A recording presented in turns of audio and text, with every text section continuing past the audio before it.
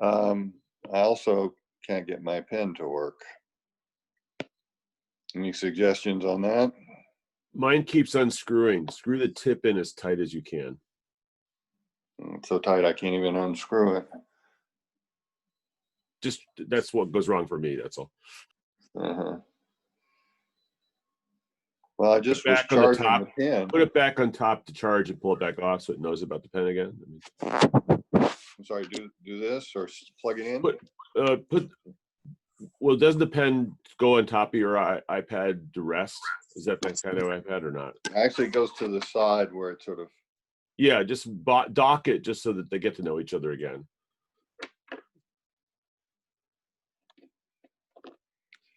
Well, this will be a problem if this doesn't work. I mean, it seems to. So it's able to change the color, so that part of it's working. You see, I can. So it is being sensed by the computer. Well, we can't see your screen, so maybe if you solve that first, then we might also have ideas. You can't see my screen? I can see it. You can't see it? Can anyone else see it? I can see it. Yeah, I can see your screen, but I think you're not writing on a sheet of paper right now. So maybe you can go to the top right corner that has a stack of paper and then try to select speech. I see. Okay, and then go back to, just somehow you're not writing on paper. Oh, there we go. I think you're just really zoomed in or something. Let me start a new one. That's maybe what I should do, huh? Yeah. Just start over. No, so how do you do that? I see. You go back here, and now we're gonna have a new note. No, dear. It's not allowing me to recent notes and title notes, edit.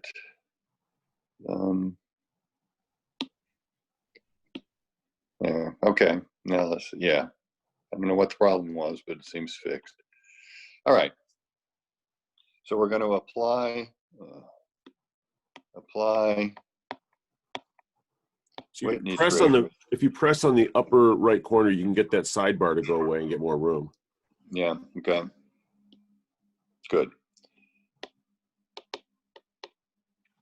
To cancel excess critical points in pairs, +1 and -1 pairs. Sorry, excess intersection points.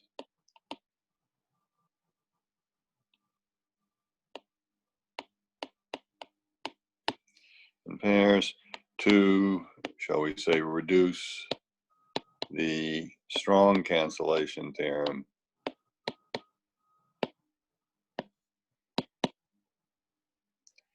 to the elementary cancellation theorem, weaker first cancellation theorem. Okay. So recall where we are in the strong cancellation theorem. We have a compact manifold with boundary W. We have a Morse function, gradient-like vector field. W is an h-cobordism.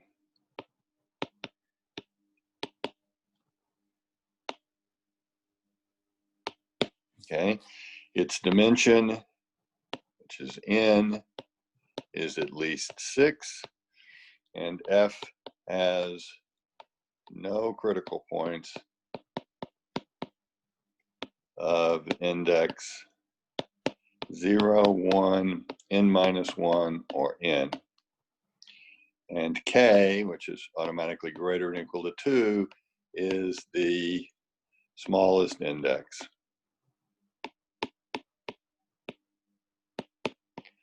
Of a critical point. Right. And P is a critical point of index 2. We want to cancel P against a critical point, sorry, index K. We want to cancel P, and the goal is to cancel P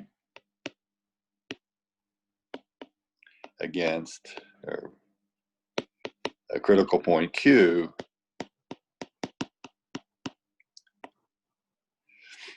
of index K plus 1 using the first cancellation, the elementary cancellation theorem. So we're assuming the elementary cancellation theorem at this point, and we're using it to cancel critical points in this more general setup. Okay.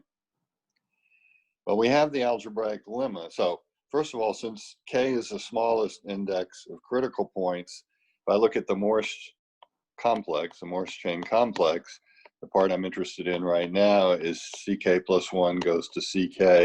There are no critical points of lower index indices, so this chain complex starts at CK. Its homology is trivial because we have an h-cobordism, so that implies there exist bases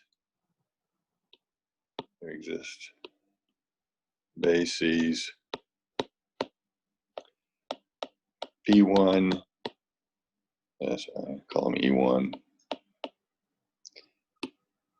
E1 to ES for CK, and F1, FT for CK plus 1, so that the boundary of Fi is either EI for I less than or equal to S, or 0 for I greater than S. So that's our little algebraic lemma that we can always arrange the boundary map by change of basis to have this very simple form, and that in that little lemma starts with arbitrary bases for these two chain complexes and makes elementary moves on the bases for CK plus 1 in order to arrive at this situation. So we begin with bases. Begin with bases coming from the critical points.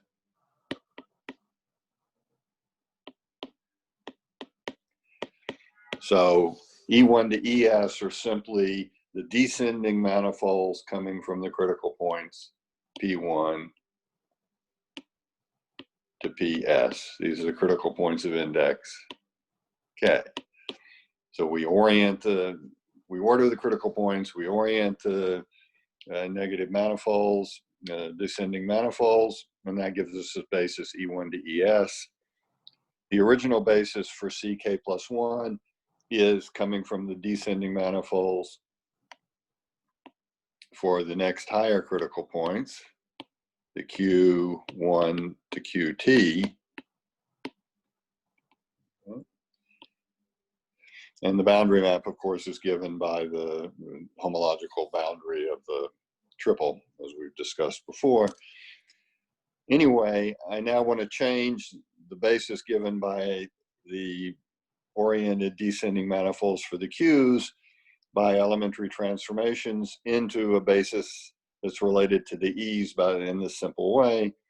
And as I showed you last time, those algebraic moves can be reflected by changing the handles, permuting them, changing the orientations. And then the one non-trivial operation was a handle slide, where I somehow move the descending manifold for this guy over and eventually over here, so that its boundary is the sum of this one and this one. Anyway, these bases come from the critical points. The E's are given by the descending manifolds of the critical points of index K, and the F's by descending manifolds of the critical points of index K plus 1. So the boundary of Q1 is P1.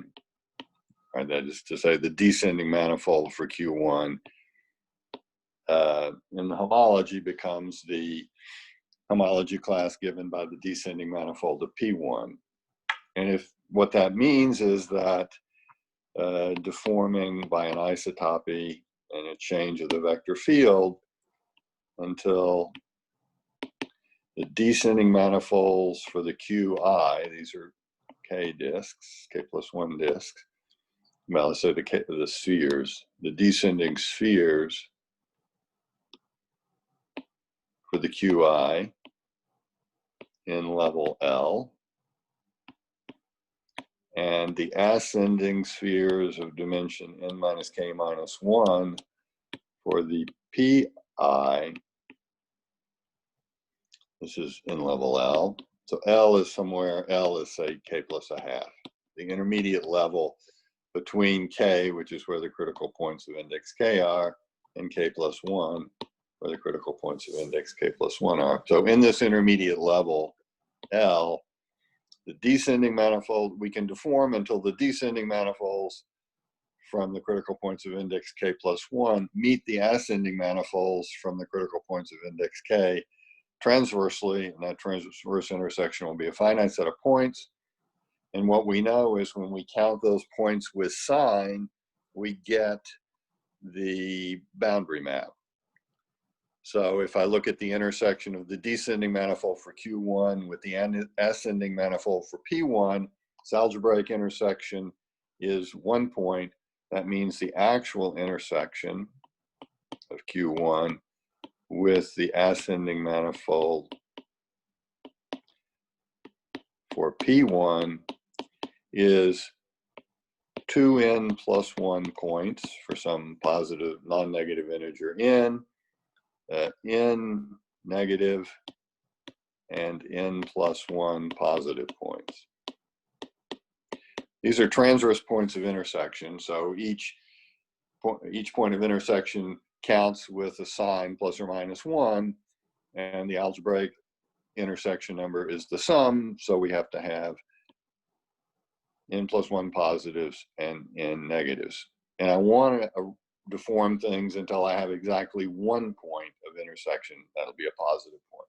So I want to reduce n by 1. I want to suppose n is greater than 0 and reduce it, using the Whitney trick, reduce it by 1. Okay, and then I'll just go by induction until I reduce n to 0 and I have exactly 1 point of intersection. That puts me in the situation of the first elementary cancellation theorem, and I can use that theorem to cancel Q1 against P1. Okay, that's the idea. So we have these two spheres in the intermediate level. So this is all at level L now. This k plus a half.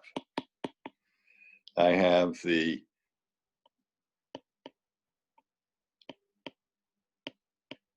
descending sphere for the one higher critical point and the ascending sphere for the critical point of index k. And here I have 2 points of intersection, A and B, with opposite sign. So say A is the intersection number at A is plus 1, and the intersection number at B is minus 1. So that was the first assumption in the Whitney trick, was you had 2 transverse submanifolds of complementary dimension and 2 points of intersection. Everything was oriented of opposite sign. All right, well, that's what I have here. Next, we need arcs. The next part of the assumption in the Whitney trick is you have arcs gamma naught in S minus and gamma 1 in S plus.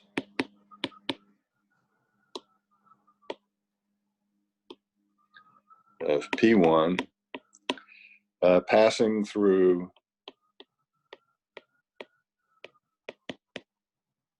A and B, embedded arcs. Well, that's not a problem arranging here because K is at least 2 and n minus k minus 1 is at least 2, because k is somewhere between 2 and n minus 3. That's our assumption on k. So these spheres are both of dimension at least 2, so there's no problem drawing arcs that pass through 2 of their points. So that was the next hypothesis in the Whitney trick. And the last one is, I showed you how here are the 2 arcs, gamma naught and gamma 1. Here's A and B. I showed you last time how to extend with various conditions these 2 arcs to a neighborhood, to an embedding of P naught, that's this thing, into the manifold, which is W. Yeah, well, it's not W, it's L inverse of F inverse of L. So that its intersection with the first sphere is gamma naught, and its intersection with the second sphere is gamma 1. So you thicken it up, cutting across. Okay, and then we had this curve, inner boundary alpha. And the last condition that we have to have in order to do the Whitney trick is that alpha bounds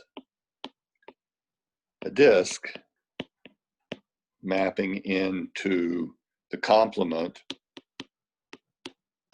of the 2 spheres.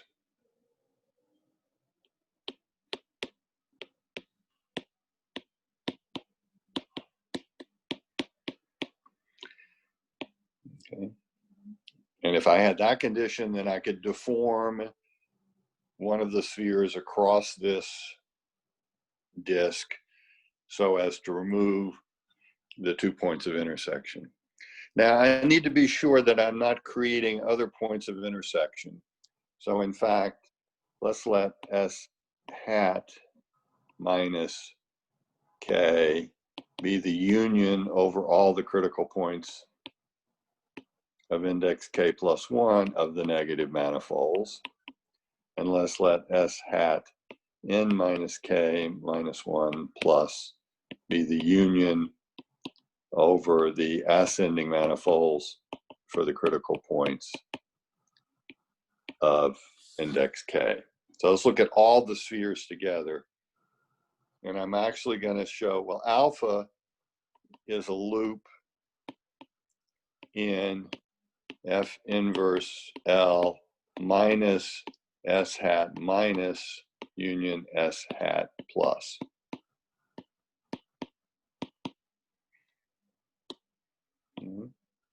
Because, well, this small region P naught is in an arbitrarily small neighborhood of the union of these 2 spheres, and those spheres are disjoint from all the other spheres, both ascending, I don't mean that.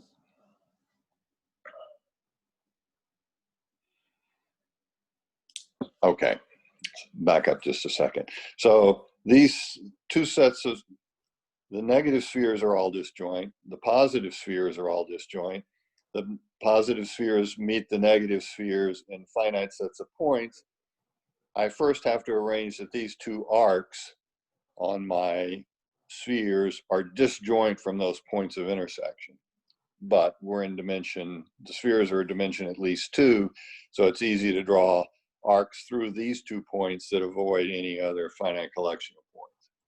So once you do that, this little region P, which is arbitrarily close to the union of those 2 arcs, will only meet the 2 spheres we're talking about and none of the others. So alpha will be in the complement of all the ascending and descending spheres at this level.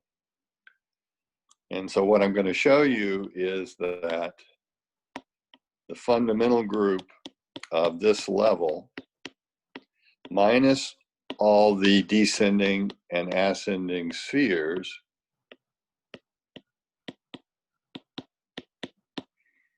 is trivial.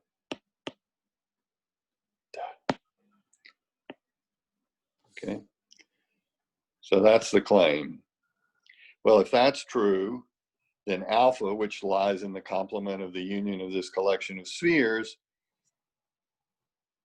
bounds a disk disjoint from those spheres, and that's the last condition in the Whitney trick. And then I can move one of the spheres across this neighborhood of P, the P naught union, this disk, to another position so as to remove A and B as points of intersection with the descending sphere without creating any extra points of intersection, because this whole region only meets the two spheres as indicated, doesn't meet any of the others.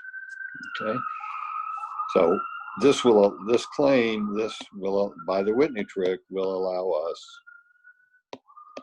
to deform the descending manifold coming out of Q1, which is a K+1 disk, so that its boundary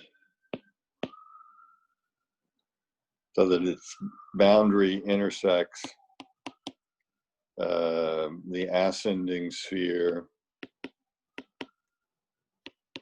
from P1 so that you remove its intersection, you remove the points A and B from its intersection with P1,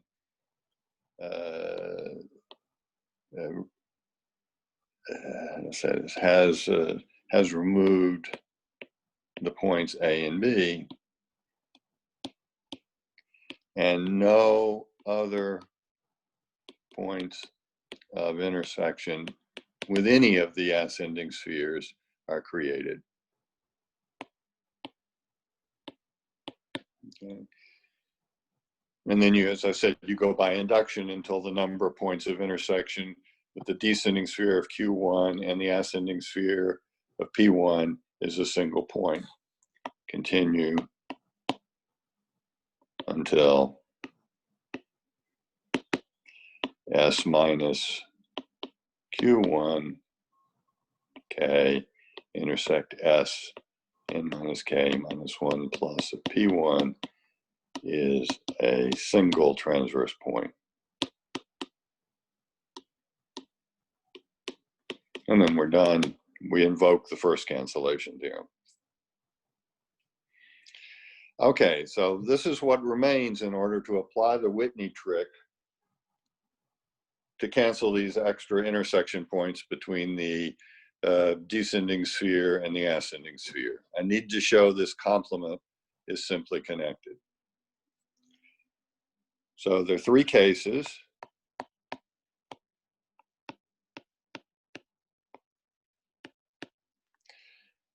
K between 3 and n minus 4 is a completely general case. That's K equals 2 is a special case. And K equals n minus 3. So the two extremals are themselves special cases. Okay. So the first step is, in the proof, is that this level, before I start removing anything, is simply connected. Now this is like arguments we've done before, but let me just remind you how it goes. You first prove that the preimage of -1 to L, let's call that WL, is simply connected.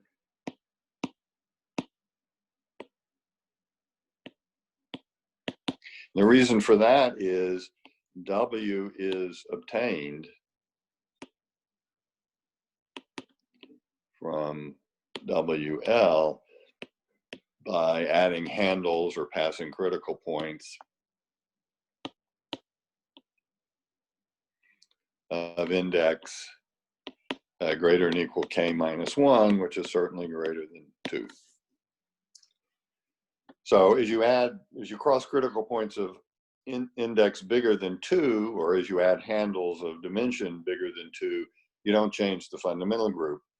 When you end up with W, which is simply connected. So you had to start with something simply connected since you're not changing the fundamental group.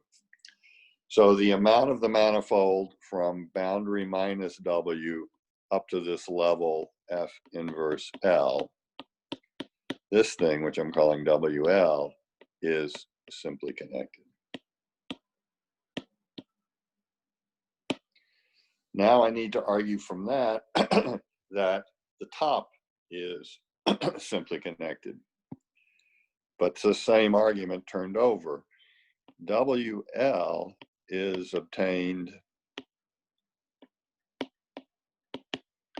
from F inverse L by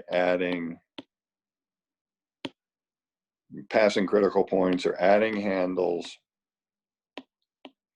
of dimension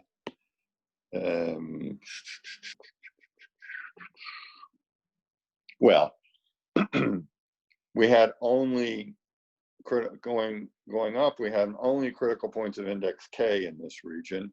Therefore, coming down, we pass only critical points of index N minus K,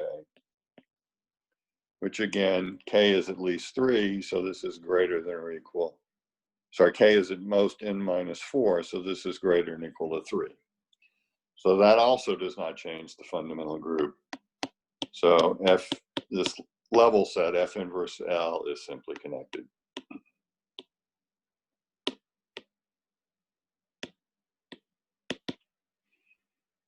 Okay. Now I have to remove these spheres, S hat K and S hat N minus K minus 1. Well, what are the codimensions of these? Of codimension N minus 1 minus K, that's the codimension of these, and K. But K is between 3 and N minus 4. So these numbers are greater than or equal to 3. So I'm removing from a simply connected manifold a collection of submanifolds, not disjoint, but that doesn't matter, submanifolds of codimension at least 3. So by general position, that doesn't change the fundamental group. Of a simply connected manifold, we remove a collection of submanifolds, and each one embedded of codimension at least 3. You don't change the fundamental group. So the fundamental group of the level set minus the K and N minus K minus 1 spheres is still trivial. Okay, so this is just a simple general position argument in the case when K is at least 3 and at most N minus 4. This argument does not work in the two boundary cases. And so this argument is completely general, but the boundary cases, we have to use our assumption that there are no lower critical points. So now let's do the case K equals 2. Well, what's the problem here is that there's no problem with the descending manifold. S2 minus of Q has codimension greater than or equal to 3, so that won't affect anything. It's the ascending manifolds of dimension, what is their dimension? Their codimension 2, so it's N minus 3 has codimension 2. And removing a codimension 2 submanifold from a simply connected manifold can easily, in fact, think generically, changes the fundamental group. But there's something special about this situation, which tells us that removing this particular subset of submanifold of codimension 2 leaves the manifold simply connected. So what we have to show,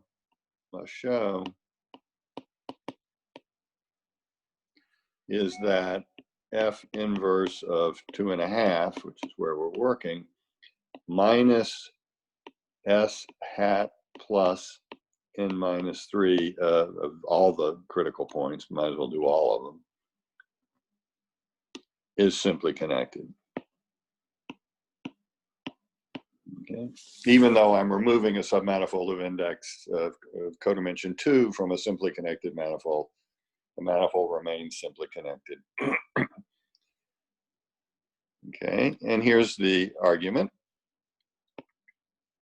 So remember, this is we've just passed the first level of critical points.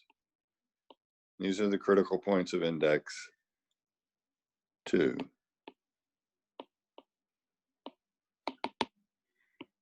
And we go up to 2.5.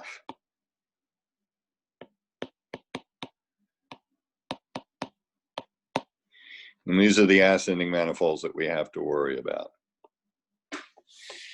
Well, let's consider these canonical neighborhoods. So N of PI is one of these canonical neighborhoods.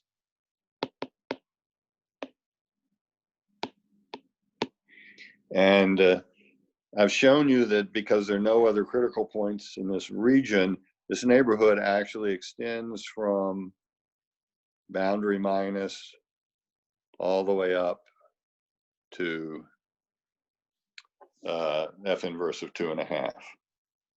So as canonical neighborhoods, they extend from boundary minus W to F inverse of 2.5. And the intersection with boundary minus of W is simply the descending sphere for PI, dimension K minus 1, across a disk, N minus K. And their intersection with the top, F inverse of 2.5, is the ascending manifold for PI across a K disk. Okay. And outside, I take these neighborhoods, of course, to be disjoint for disjoint critical points. Outside N, which we'll take to be the union of these canonical neighborhoods, one for each point, the flow lines go from boundary minus W to the top, F inverse of 2.5. Okay, so outside of these neighborhoods, you have a product structure given by the flow lines. I should maybe make them blue.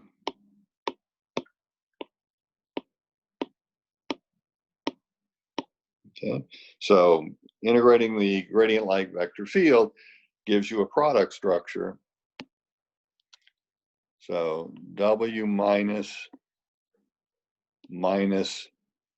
the union of the SK minus 1 minus the PI across disks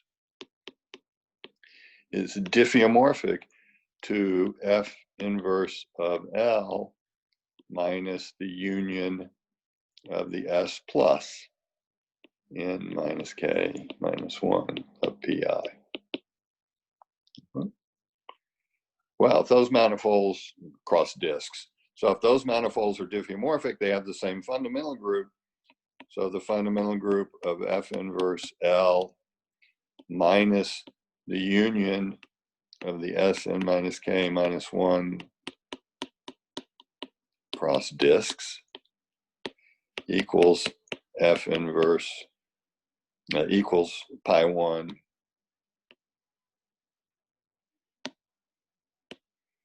of W minus the SK minus 1 of PI, again minus disks. But boundary minus of W is simply connected. These are circles, so you're removing a collection of circles from a manifold of dimension at least 5, that doesn't change the fundamental group. So pi1 here is trivial. And that implies that this side is trivial. So we get the simple connectivity when we remove these codimension 2 spheres from this fact that we've only passed critical points of index 2 and that we started with a simply connected manifold of dimension at least 5. Okay, so that's a special argument. Now the other spheres, as I've already pointed out, are of codimension at least 3, so cutting them out of this region doesn't change the fundamental group. And again, you prove the claim in the second case when, where'd it go? In k equals 2. So we've done the generic case, we've done the case k equal 2. Case k equals n minus 3 is implied by k equals 2. You just replace f by minus f. When you're studying k equals 2 critical points, you're studying critical points of index 2 and 3. When you're studying n minus 3, you're studying critical points of index n minus 3 and n minus 2. You turn them over and you have 2 and 3. You do the same argument. Okay. So that proves a simple connectivity of this complement. I can fill in the disk. That allows me to arrange that the descending sphere from Q1 intersect the ascending sphere from P1 is a single transverse point.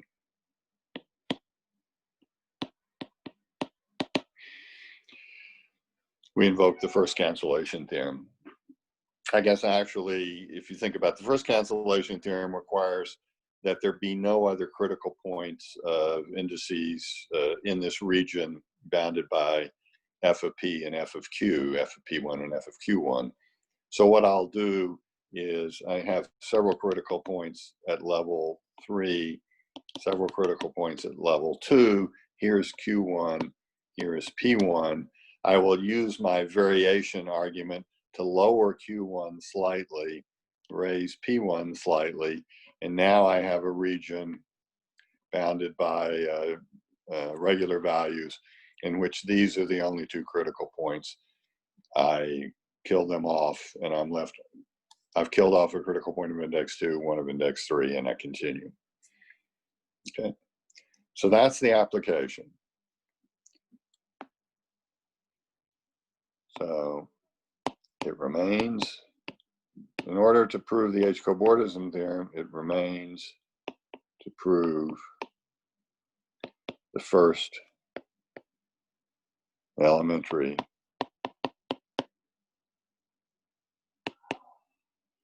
cancellation theorem.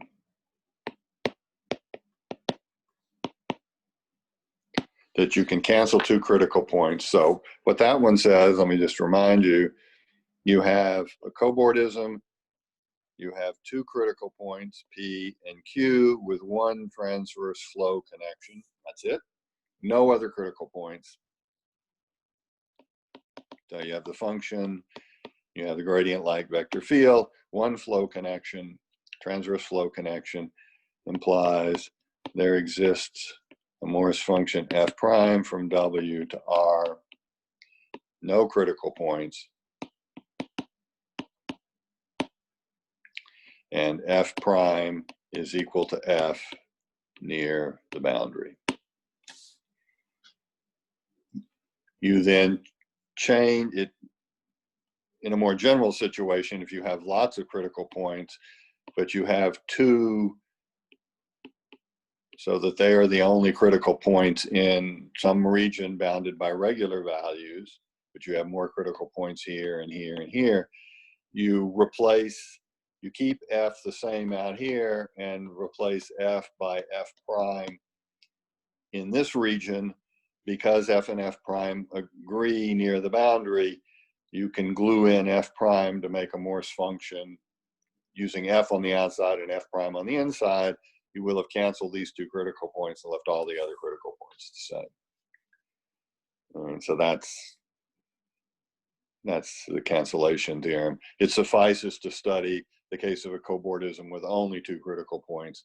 This is the trick that allows you to embed that picture or that argument in an arbitrary Morse function where you have two critical points and no other critical points, critical values, no other critical points with values in the region that's slightly bigger than the region bounded by f of p and f of q. So that's what I want to start on now. How am I doing on the time? Okay. So now we're going to begin the proof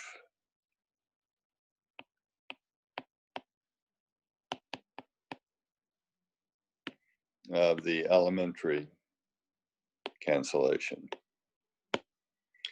So as I just said, our situation is W with only two critical points and a transverse flow of F Morse function, only two critical points, gradient-like vector field,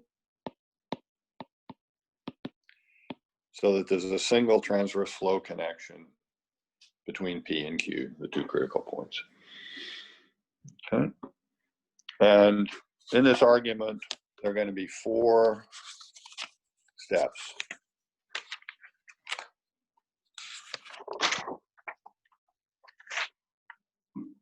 Okay.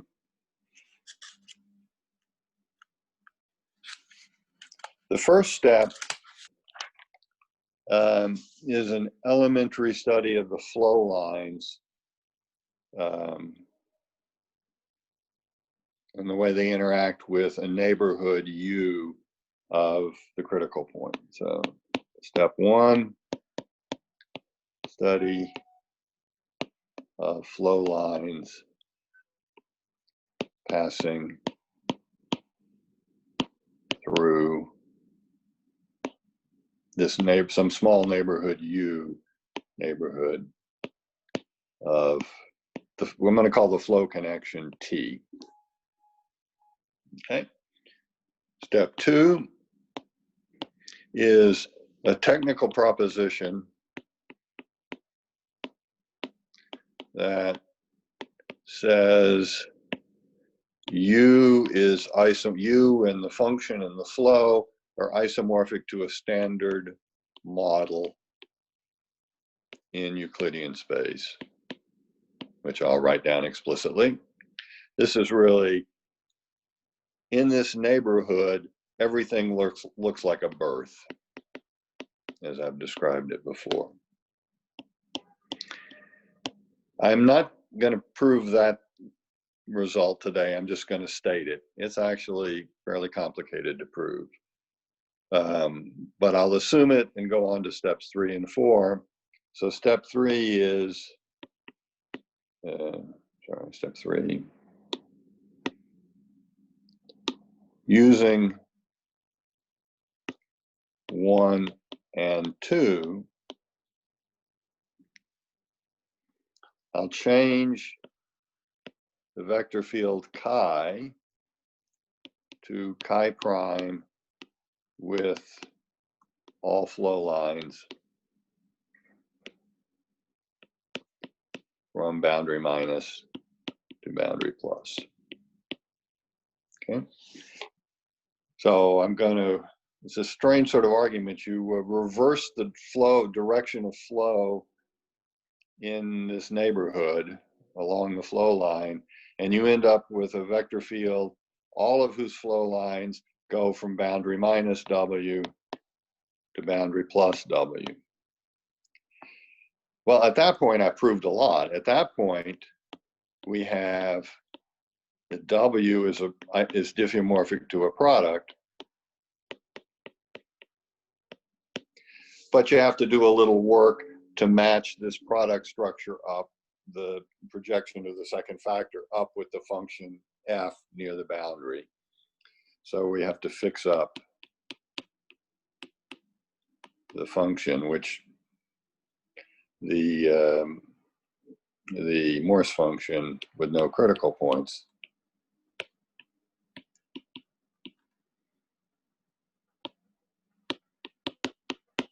Which under this diffeomorphism could just be projection to the interval factor so that it agrees with F near boundary W. Okay. So steps 1, 3, and 4, I'll show you today. Step 2, I'll put off. I mean, I'll state step 2, but I'll put off the proof of step 2 until Wednesday. Okay, step 1.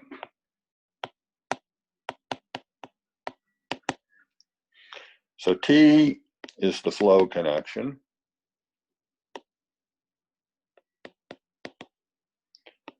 From P to Q.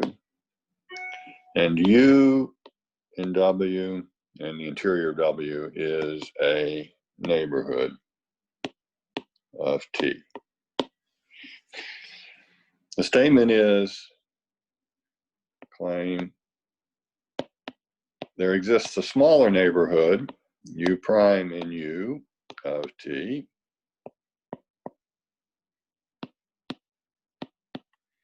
such that any flow line, partial flow line, of the vector field that starts in U prime and exits U never comes back to U prime.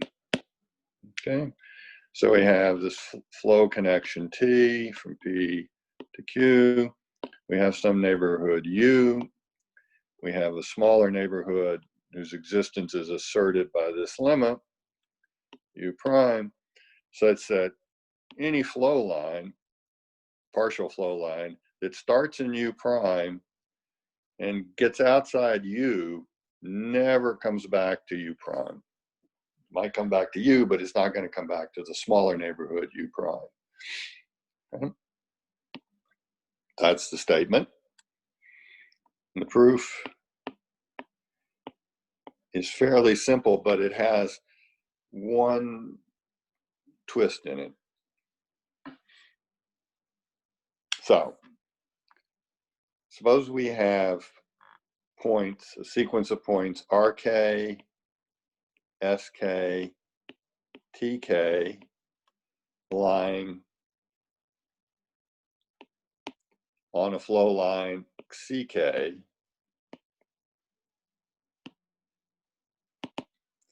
where the RK tends to T and the TK tend to T, but SK is not in the bigger neighborhood U. I guess I should have started off by saying, suppose there is no such U prime. Then you can find a sequence of points, RK, SK, TK, each triple, it's a sequence of triples, each triple lies on some flow line for the vector field chi.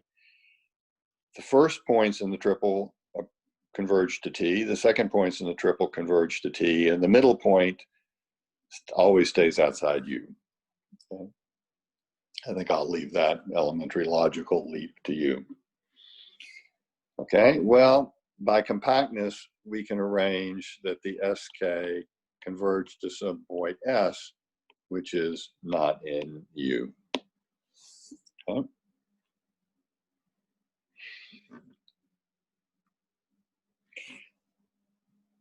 Now look at the flow line.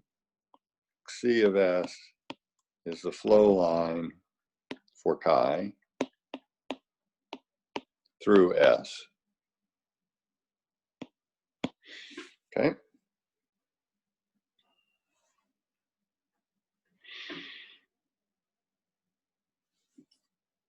One thing I know about it is not the flow connection T, because T is contained in U prime, and therefore U, and this flow line, whatever it is, has a point outside of U, so it can't be T. Therefore, either the limit, well, no, either this flow does not converge to P as T goes to minus infinity, or does not converge to Q as T goes to plus infinity. Okay? Because if it did both of those things, it would be a flow connection between P and Q. We know it's not the flow connection T because it has a point outside of U. And now this is the only place where we use the hypothesis that this transverse flow line is the only flow connection. Because if it did, then it would be a flow connection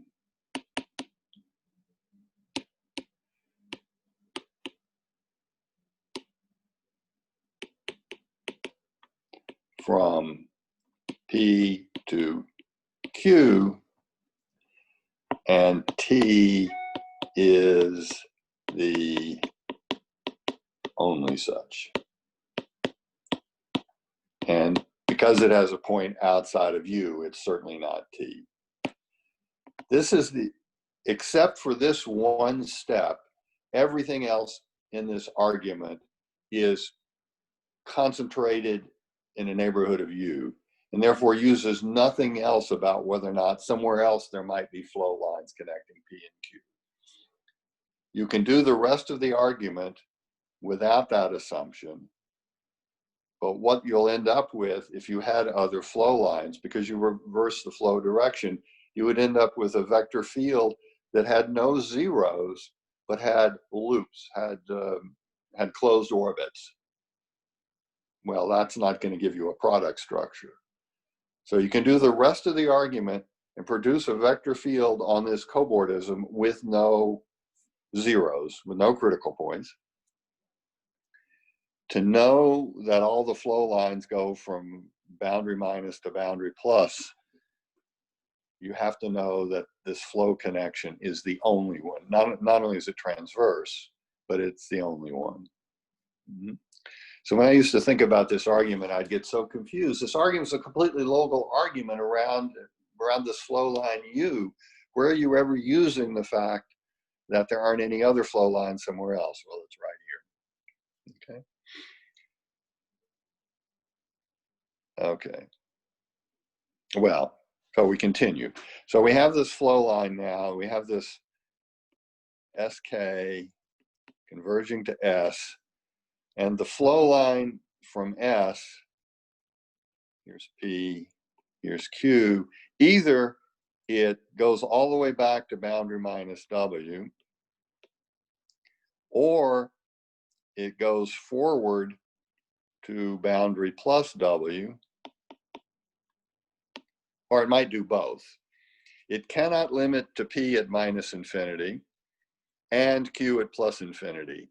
If it doesn't limit to P at minus infinity, then it avoids P and flows down to boundary minus. If it doesn't flow to Q in plus time, then it flows past Q all the way up to boundary plus. So one of those two has to be true. They might both be true. The two cases are completely symmetric. This picture is symmetric. So let's suppose the complete flow line through S, C of S, starts at boundary minus W. So that's this case. It might in positive time go to Q, but at least it starts in boundary minus W. Right?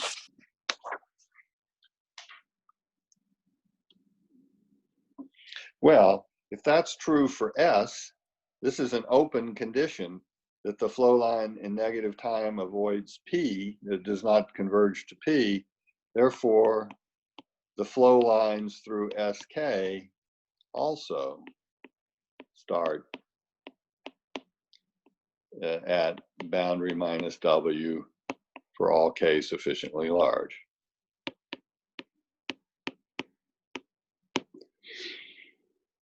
Okay. But now I have a complex set of flow lines. The flow lines through SK for K greater than or equal to K naught, and the flow line through S. And they all start in boundary minus.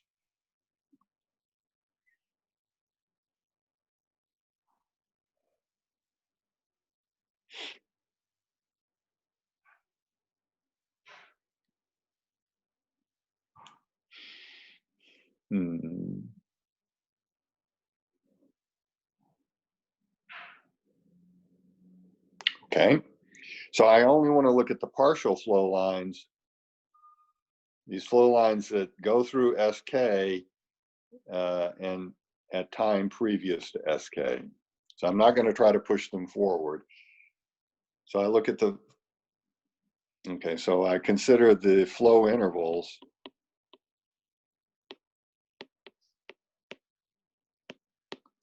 from boundary minus W to the SK and S naught and S. Okay.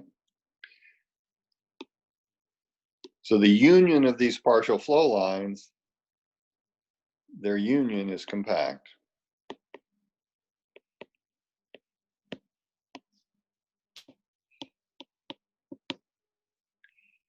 And disjoint from T.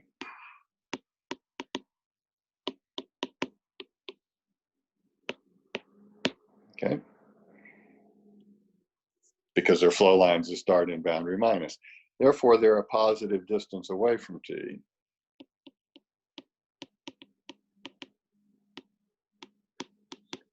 The union of these flow lines is in some metric a positive distance away from T, all of them. Well, take U prime to be a smaller neighborhood.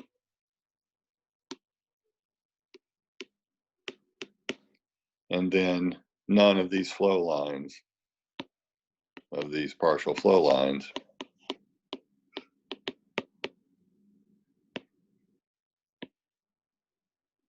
meets U prime. So it's a compact set of flow lines, disjoint from T, and therefore disjoint from a small neighborhood of T. That's how you produce U prime. Well, but that's a contradiction.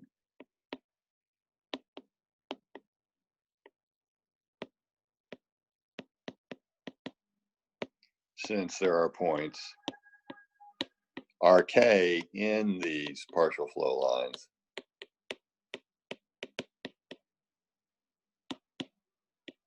converging to T.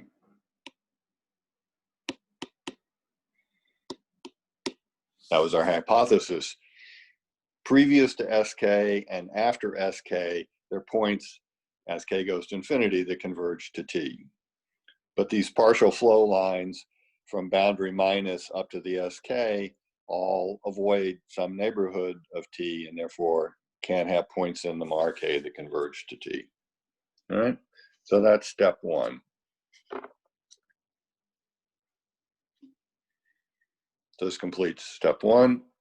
Now let me state the technical limit. That's step two.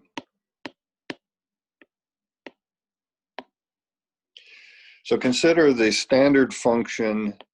Well, let's write Rn as R cross RK cross R n minus K minus 1. And let's use coordinates T, vector coordinates X and Y, Euclidean coordinates on these three factors. And let's define F naught of T, X, Y to be T minus 1/3 T cubed minus norm X squared minus norm Y squared. So this is one of the elements in a birth family. When the coefficient is 1 here, I guess. So this is going to be our standard model. If you think about its critical points, well, its critical points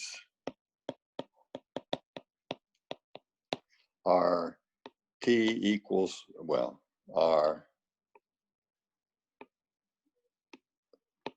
T equals -1, X equals 0, Y equals 0, call that A, and 1, 0, 0, call that B.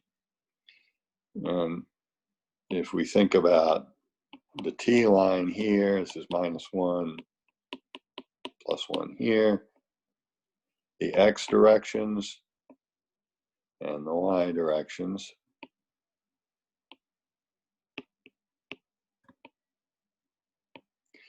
The gradient-like vector field for this function, well, the gradient vector field for this function is contracting in the X directions, expanding in the Y directions, and let's see here, the derivative is 1 minus T squared. So it's expanding here and contracting here. Now this is A, and this is B. So the index of A is the dimension of the X space, which is K. The index of B, I made a mistake here. The index of B is K plus 1. The ascending manifold, the ascending disk, which is a dimension, yeah. The ascending disk for A, which is a dimension n minus K, is simply the R factor. You see, you're ascending in the R direction, nothing in the X factor, and then R n minus K minus 1. And the descending manifold for B, which is a K disk, is R cross K plus 1 disk, is R cross RK cross 0. These meet transversally, and T naught is the interval -1, 1 in the first direction, 0, 0. This is the unique flow connection.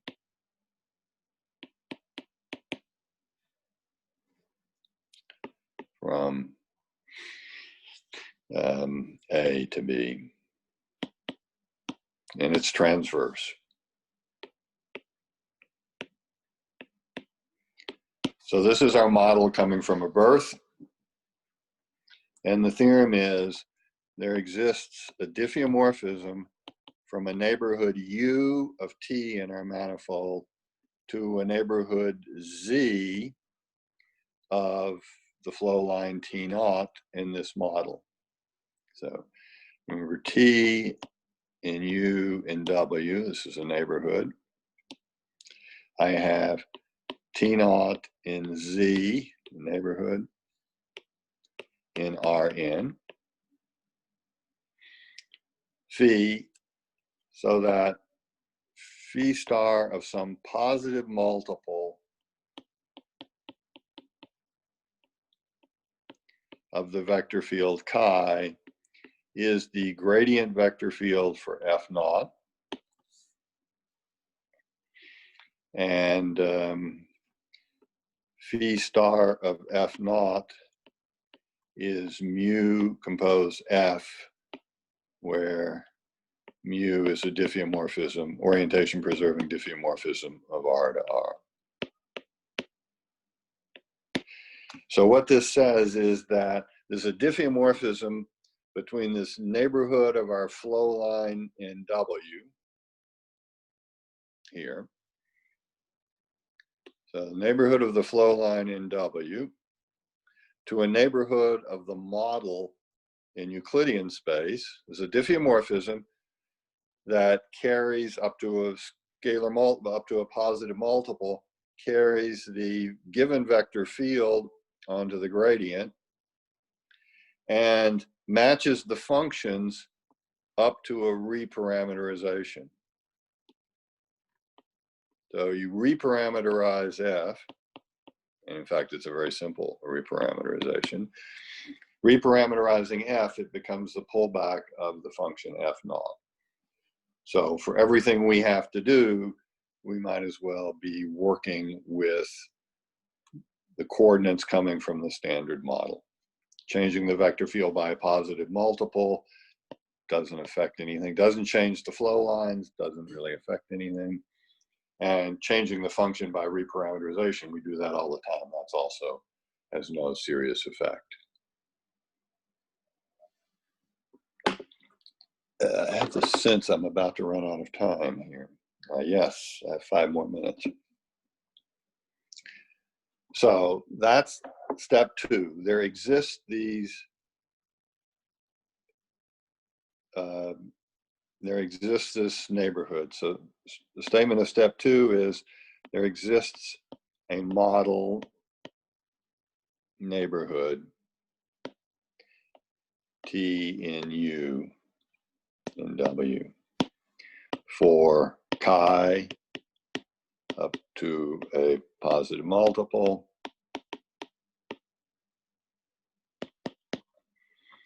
and F up to reparameterization.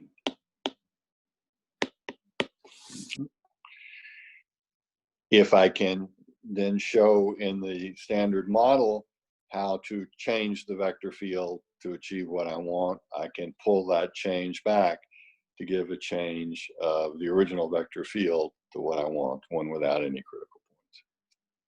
Okay. All right, so I'm going to now assume this technical lemma.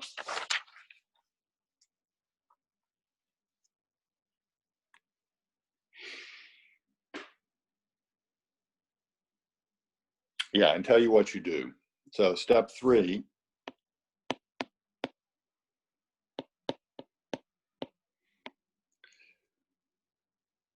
So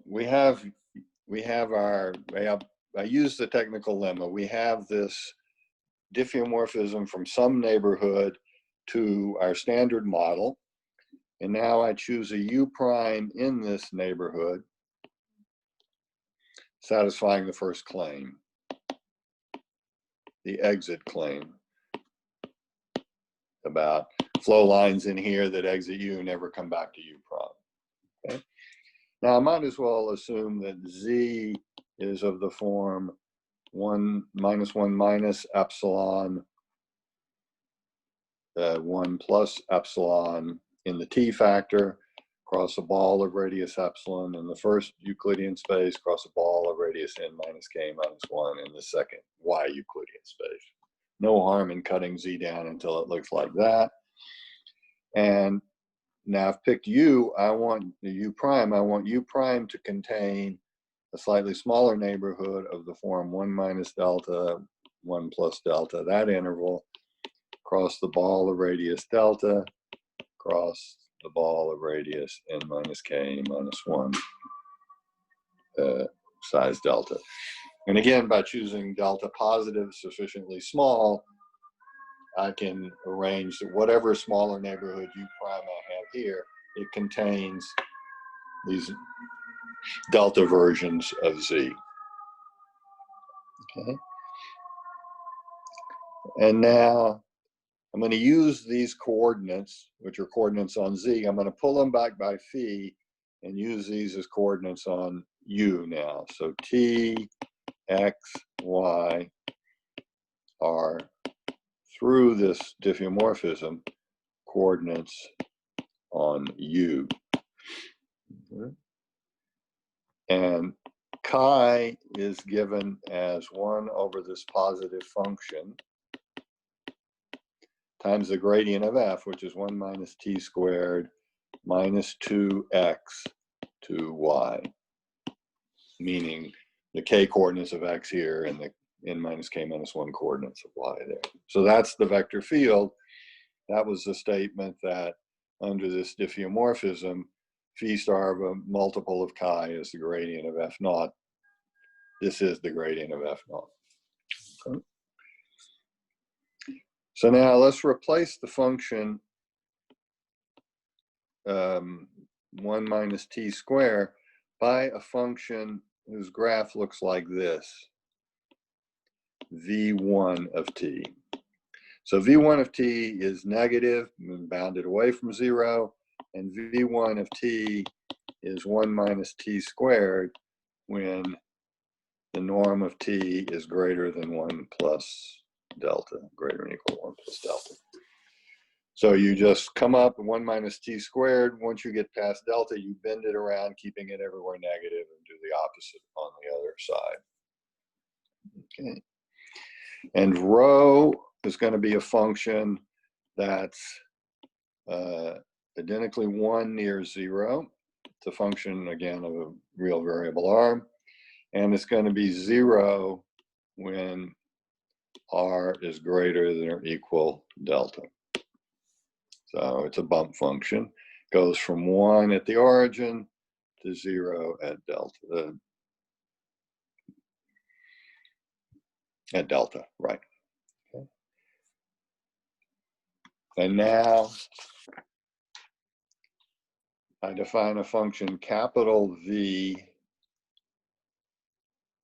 of 2 variables, t and r, to be rho of r v1 of t plus 1 minus rho of r 1 minus t squared. So I'm interpolating in between this v1 of t and 1 minus t squared, what the two gradients, well, what the gradient looks like and what I want it to look like, by a function that is 1 when r is close to 0 and goes to 0 by the time you get to delta. Okay. And then I define chi prime to be 1 over rho of t x y times v of t norm x squared plus norm y squared, comma, minus 2x bar to y bar. So I'm only changing chi in the first coordinate. The second, all the in the x and y coordinates, I've made no change, and this is some variation between 1 minus t squared, where rho is positive. Oh, I've got 2 rows, damn. Sorry. Let me call this lambda. We'll call it mu. And then this is mu, sorry. So I'm using mu to damp between this purely negative function out where r is bigger than delta to 1 minus t squared when r is near 0. So this is a new vector field. Notice that along t equals 0, it's always negative. So at r equals 0, sorry, it's always negative. It's this v1 of t. So I've reversed the flow line. The flow line was negative here and negative below -1 and negative above -1, but originally flowed from -1 to +1. I've now flipped it over and made it flow from +1 to -1, patched it all together. So this is the formula, and you see easily, I'll leave it to you to check, that chi prime equals chi off a compact subset of u prime. So chi prime extends to a vector field on all of W equal to chi outside u prime. And what I'll show you next time is every flow line of chi prime goes from boundary minus W to boundary plus W. So it gives a product structure. All right, well, I think I have, yeah, I've used up my time. But if people want to hang around, ask questions, I'd be willing to answer them. So the drama in your step 1 proof, at least for me, was how you would ever manage to get the open neighborhood to include Q, and then you ducked out of it by proof by contradiction. Are there other proofs? I mean, the contradiction is pretty tame, but still. Let's see. I mean, you were free of trouble from P or Q. You flipped it around so you're free of trouble at P, and then instead of worrying about Q ever, you just showed the whole thing was a contradiction. Right, because I used the fact that there were points previous to the S's that converged to T. I need points on both. I need to have a point outside, and the contradiction arises when there's a later point inside U prime and an earlier point inside U prime. So you can't go. What you can't do is start in U prime, go way outside, and come back into U prime. And that's really just a statement, that's equivalent to the statement that there aren't any other flow lines from P to Q. Because if you had another flow line, obviously it would start in U prime and end in U prime. And it's just sort of, I mean, I guess I could do it without contradiction by proving that,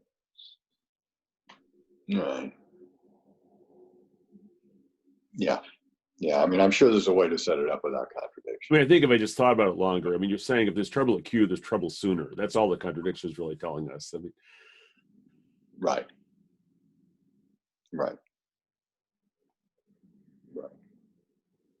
mean, there are flow lines. I mean, in the end,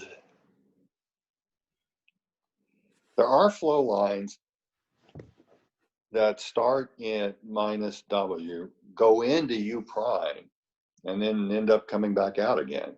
All right, you flow up, you get so close to P that you follow up the slow connection and get arbitrarily close to Q. I mean, you can follow the flow connection arbitrarily close by a flow line that starts in boundary minus W and ends up in boundary plus of W.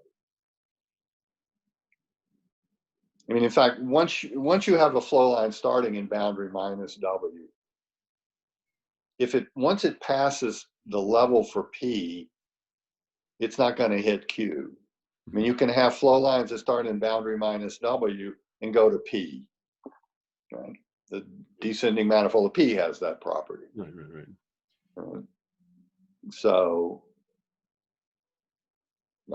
I didn't know how to answer your question. I mean, I think I probably don't have to use contradiction, but I'm not opposed to contradiction. No, it's just a comment. I was waiting for you to get out of trouble on Q, and then, okay, movie's over. Okay. I mean, I guess flow lines that start in boundary minus W do not limit at positive time to Q. No, that's not true. They do. There are flow lines that start in boundary minus W that do limit to Q in positive time. So There's no contradiction. I start in boundary minus W. I pass a point outside U. Fine. It started outside U. But it could still end up inside U prime. It could, in fact, go to Q. There's no contradiction there. But it can't be close to T. Yeah. Right, if it's, yeah, anyway. Yeah. You can't have a point arbitrarily close to T. I think I'm beating this to death. Anyone else want to ask a question? I mean, at this point, I would like feedback. I mean, you guys don't ask questions. I think I understand why. It's very hard to ask questions. But I have no idea if you can follow what I'm doing on my iPad. I mean, I would have trouble following such a small amount being presented at any one time. So if you have comments to me about what's working and what isn't, I would be happy to take them into account, because I just sort of feel like I'm flying blind here about how well I'm communicating what I want to the audience. So if you have comments, I'd be glad. You can send me an email. And if you would like to talk to me offline about parts of the arguments that you haven't understood, I'd be happy to do that also. So just email me. Any other questions before we wrap it up today? All right. See you Wednesday. So long.